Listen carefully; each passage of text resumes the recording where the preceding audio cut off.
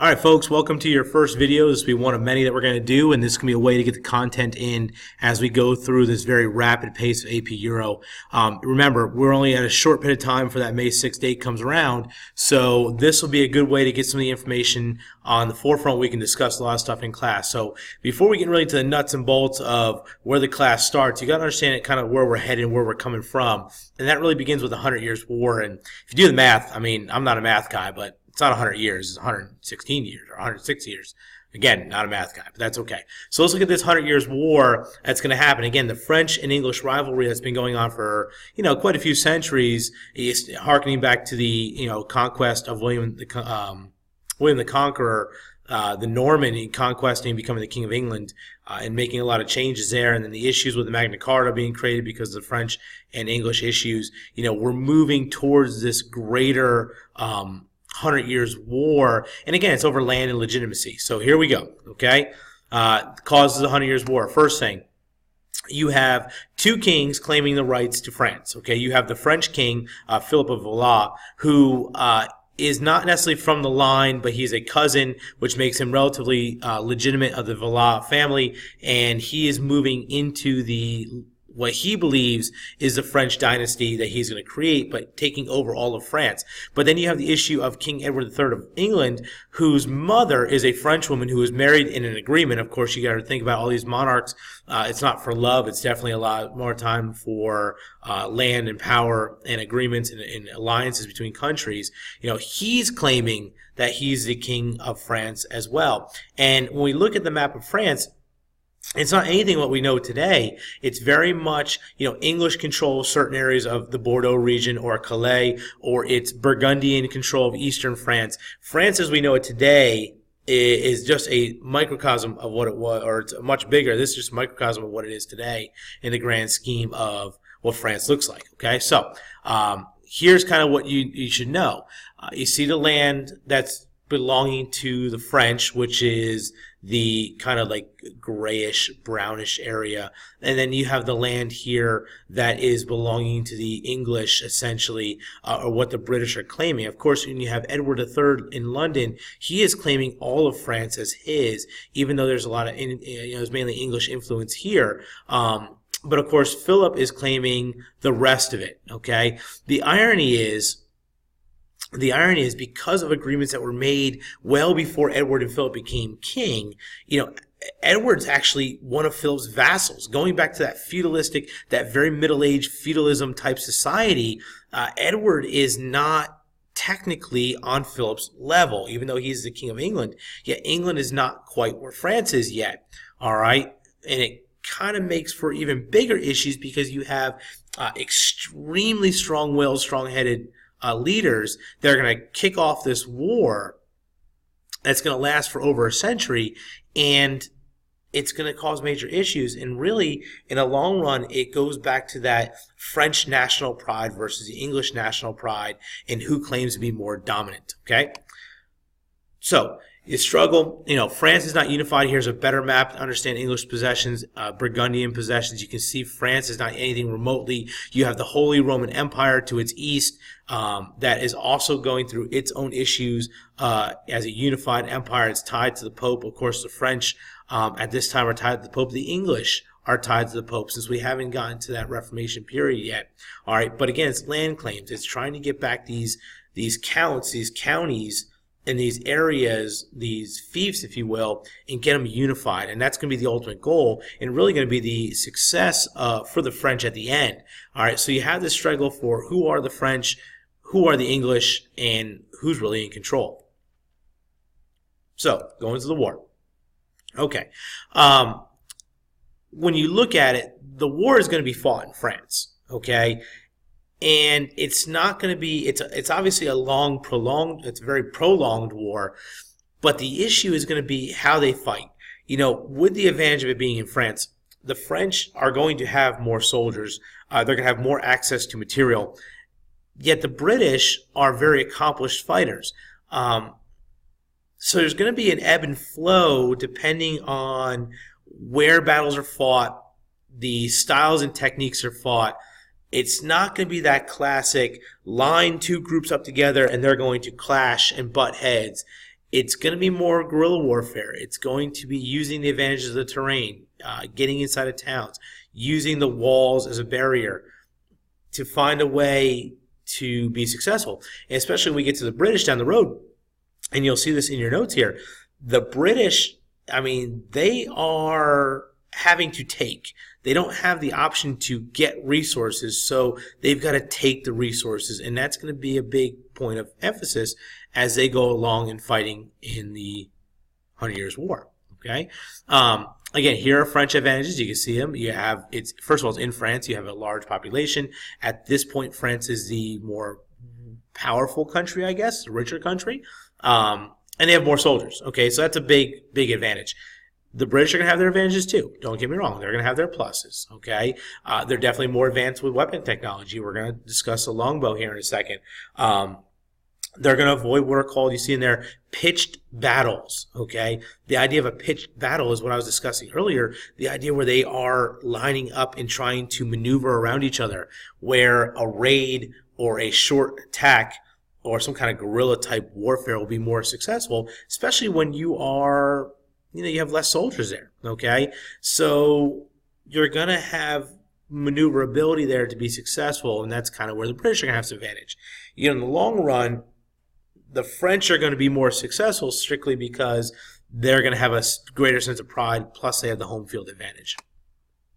Okay, so when we look at the longbow, obviously the longbow is a revolutionary type weapon at this time, simply because it is more effective than a crossbow.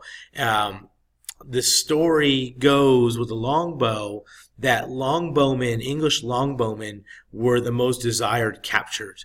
If you can get them, what they would do is they cut off their middle finger, okay, which was called their plucking finger. If you look at the guy who's shooting a longbow, it's your index finger, your middle finger, and your thumb. All right, you cut off the middle finger, it's very difficult to pull that long bow. And of course, if you kind of think about it down the road, that plucking idea turns into another word that can't be used today or any day really in class or on this video. Okay, simply because that was the effectiveness of the longbow. It could stretch over a greater distance. It could be reloaded quicker. It could pierce armor much stronger. It could work as a shield cover for attacking soldiers. It was extremely effective, and it kept the French at bay, especially since the English were outnumbered. All right, here's a picture of the English longbowmen at Poitiers, the Battle of Poitiers. Poitiers, if you think back to earlier Middle Age history, Poitiers is also known as Tours, in the Battle of Tours, with Charles Martel, stopping the Muslim advance into France, and of course saving Christendom and Christianity for Western Europe at the time. All right, here are some early English victories. If you notice, where a lot of the battles are being fought are in the lands that are under English control. If you look at Poitiers, again, Tours, this area is very close to Orleans, which is a major city of France, and of course Paris, okay? But Calais and Crécy are very important because they are on the coast. I mean, this is Normandy.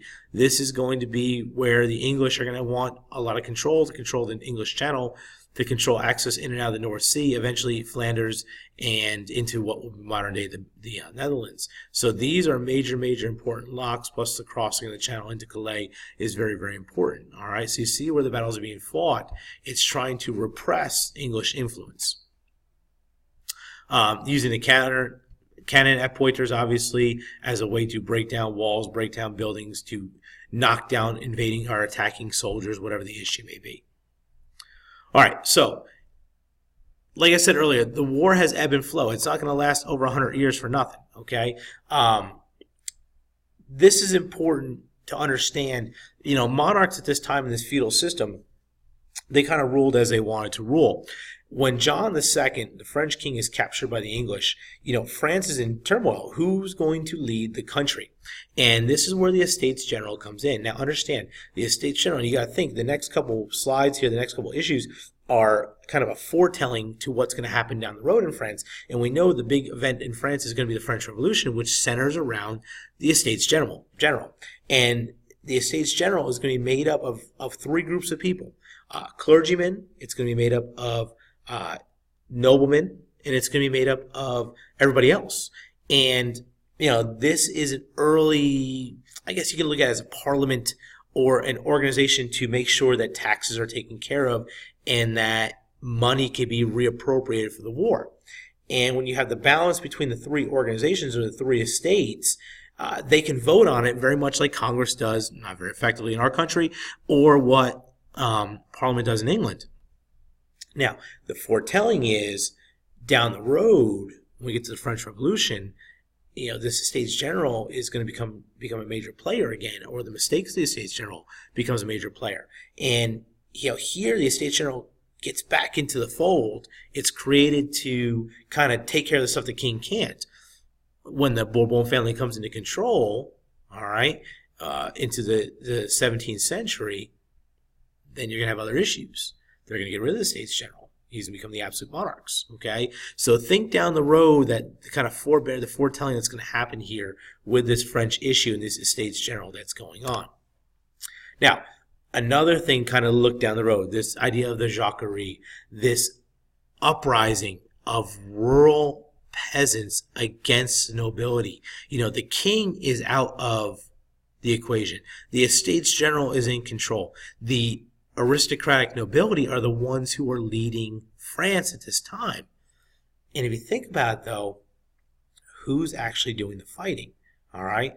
So the three estates, again, think down the road, when they are voting, each estate gets one individual vote. So it's not completely equal. Even though the third estate is going to have the highest amount of people representation in the Estates General, they're not the ones who are in control. They're always losing out to the nobility and the clergy. In the case here with the Jacquerie, this uprising is because they're getting screwed. I mean, there's no way to put around it. They're getting controlled by the nobility, and it's creating political issues, it's creating economic issues, and they try an uprising. All right, now, the uprising is not successful, but again, here it is. It's 1358. 400 years down the road, this is nothing new. This is going to keep coming back. And that's the one thing you'll see with European history, is that mistakes are going to be constantly made by the nobility and the monarchies and those who have the power until they're overthrown. So just understand where we're going here and moving in this path.